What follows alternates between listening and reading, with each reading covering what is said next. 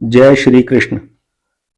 मित्रों, आज की वीडियो में वैदिक ज्योतिष के सबसे अत्यंत नैसर्गिक शुभ ग्रह बृहस्पति गुरु ग्रह के बारे में चर्चा करेंगे और विस्तार पूर्ण इस वीडियो में गुरु ग्रह का 12 भावों में प्रभाव का विवेचन करेंगे। तो आइए वीडियो शुरू करते हैं। सभी 9 ग्रहों में गुरु ग्रह का महत्वपूर्ण स्थान है। गुरु को बृहस्पति ग्रह के नाम से भी जाना जाता है। इनको सभी देवी देवताओं के गुरु होने का सौभाग्य प्राप्त है, अर्थात ये सभी देवी देवताओं के गुरु भी हैं और वैदिक ज्योतिष में अत्यंत ही नैसर्गिक शुभ ग्रह माने जाते हैं। गुरु ग्रह के प्रभाव से जीवन में सुख दुख उतार चढ़ाव का सामना करना पड़ सकता है। धनु और मीन राशि के स्वामी गुरु भाग्य, ऐश्वर्य, संतान, विवाह, धार्मिक कार्य, धन, दान, पुण्य आदि के कारक ग्रह हैं। इसलिए गुरु ग्रह का अस्त शुभ नहीं माना जाता। गुरु कर्क राशि में उच्च के, मकर राशि में नीच के और अपनी राशि धनु में मूल त्रिकोण के माने जाते हैं। जिस जातक की कुंडली में गुरु की स्थिति मजबूत होती है, उसके जीवन में कभी किसी चीज की कमी नहीं होती। उसे तरक्की के साथ शुभ फल और आनंद की प्राप्ति होती है। वहीं कुंडली में अगर गुरु की स्थिति शुभ नहीं है तो जीवन में कई तरह की परेशानियों का सामना करना पड़ता है। जैसा हम जानते ही हैं कि कुंडली में 12 भाव होते हैं, इसी तरह गुरु जन्म कुंडली में 12 भावों में अलग अलग प्रभाव देते हैं। आइए जानते हैं गुरु ग्रह का 12 अलग अलग भावों में फलादेश। प्रथम यानी लग्न भाव में बैठे गुरु का प्रभाव। जिस जातक की जन्म कुंडली में गुरु यदि प्रथम लग्न भाव में स्थित हो तो वह व्यक्ति काफी विद्वान और धार्मिक होता है। ऐसे व्यक्ति की प्रतिष्ठा समाज और कार्यस्थान में बढ़ती है। वह धनवान भी होता है। पहले भाव में गुरु के होने पर व्यक्ति को उच्च पद की प्राप्ति होती है और काफी गुणवान भी होता है। लग्न में बैठा गुरु जातक की कमजोरियों पर पर्दा भी डालता है, यानी जातक में किसी प्रकार का दुर्गुण होने पर भी बदनामी से बच जाता है। जन्म कुंडली के दूसरे भाव में गुरु ग्रह का प्रभाव इस प्रकार है। व्यक्ति की कुंडली के दूसरे भाव में गुरु ग्रह हो तो उस जातक में बुद्धि का विकास होता है और उसकी काव्य व साहित्य में रुचि बढ़ने लगती है। साथ ही किसी प्रशासनिक स्थिति के संचालन की शक्ति भी बढ़ जाती है। दूसरा भाव वाणी, कुटुंब व धन का होता है, इसलिए व्यक्ति काफी अच्छा बोलता है, वह मधुरभाषी होता है, जिससे उसके मित्रों की संख्या में वृद्धि होती है, लेकिन उसमें अहम की भी भावना बढ़ने लगती है। जन्म कुंडली के तीसरे भाव में गुरु ग्रह का प्रभाव। कुंडली के तीसरे भाव में अगर गुरु ग्रह विराजमान हो तो व्यक्ति के अंदर समझदारी बढ़ जाती है और उसी के हिसाब से वह अच्छा या बुरा कार्य करता है। ऐसे व्यक्ति को शुभ फलों की प्राप्ति होती है और जिंदगी भर सरकार से आय प्राप्त होती है। भाई बहनों के साथ अच्छे मधुर संबंध बनते हैं और विदेश यात्रा भी करते हैं। ऐसे व्यक्ति का धर्म कर्म के कार्य में मन लगता है और ऐसे व्यक्ति पत्नी के आज्ञाकारी होते हैं। जन्म कुंडली के चौथे भाव में गुरु ग्रह का प्रभाव। कुंडली के चतुर्थ अर्थात चौथे भाव में अगर गुरु ग्रह स्थित हो तो व्यक्ति राजाओं जैसा सुख प्राप्त करता है और दूसरों की मदद के लिए सदैव तैयार रहता है। ऐसा व्यक्ति धनवान, यशस्वी, बली, सुखी और वाहन आदि से युक्त होता है और पिता का नाम रोशन करता है। ऐसा व्यक्ति मेधावी होता है और काफी संपत्ति भी अर्जित करता है। जन्म कुंडली के पंचम भाव में गुरु ग्रह का प्रभाव। कुंडली के पंचम अर्थात 5वें भाव में अगर गुरु ग्रह विराजमान हो तो व्यक्ति गुणवान, बुद्धिमान, तर्कशील और विद्वानों द्वारा पूजित होता है। इनका परिवार में सबसे ऊंचा स्थान होता है और सामाजिक कार्यों में काफी हिस्सा लेते हैं। हालांकि इस भाव में गुरु के आने पर व्यक्ति काफी आलसी और विलासी होता है। साथ ही पेट संबंधी समस्या का सामना करना पड़ता है। उसकी शिक्षा में काफी रुकावट आती है या फिर शिक्षा ही पूरी नहीं हो पाती। जन्म कुंडली के छठे भाव में गुरु ग्रह का प्रभाव इस प्रकार है। कुंडली के षष्टम अर्थात छठवें भाव में गुरु ग्रह के होने पर व्यक्ति शत्रुनाशक और विजयी होता है। माता से काफी प्रेम करते हैं।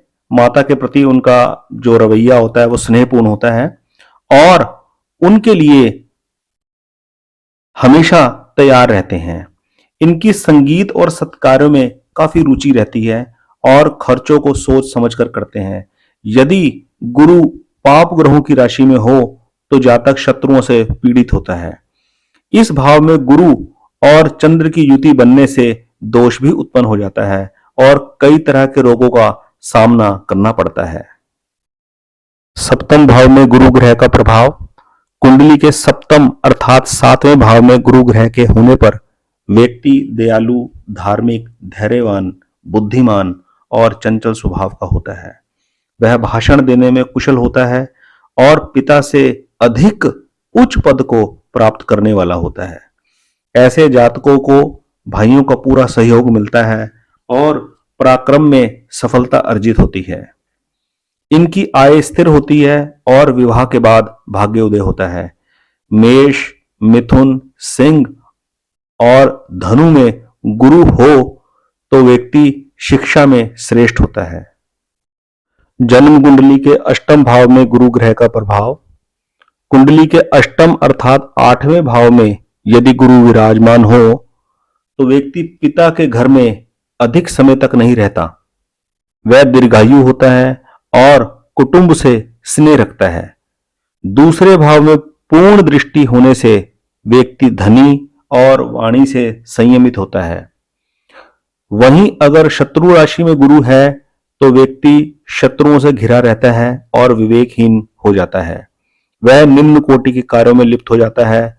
इस भाव में गुरु ज्यादा शुभ फल नहीं देते। नवम भाव में गुरु ग्रह का प्रभाव इस प्रकार है।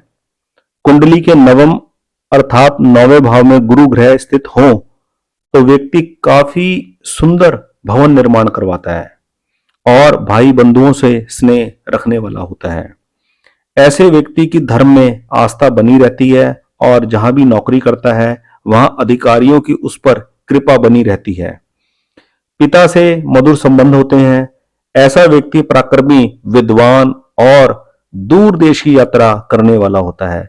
साथ ही जातक की संतान उत्तम होती है और उच्च शिक्षा प्राप्त कर समाज में अच्छा स्थान प्राप्त करती है। जन्म कुंडली के दशम भाव में गुरु की स्थिति बहुत ही शुभ मानी जाती है। कुंडली के दशम अर्थात 10वें भाव में गुरु स्थित हो तो व्यक्ति दादा दादी के काफी प्रिय होता है और धनी, यशस्वी और उत्तम आचरण करने वाला होता है। ऐसे जातक ज्यादातर लोगों के प्रिय होते हैं और धन, वाहन और मित्रों का पूर्ण सुख प्राप्त होता है।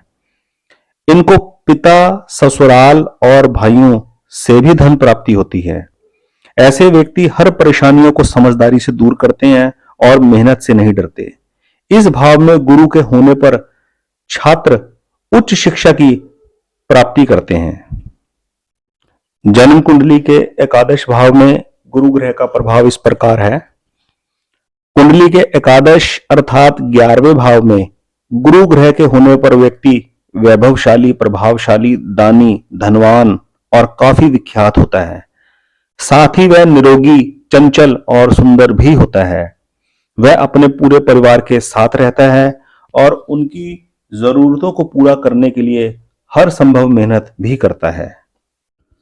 जन्म कुंडली के द्वादश भाव में गुरु ग्रह का प्रभाव इस प्रकार है।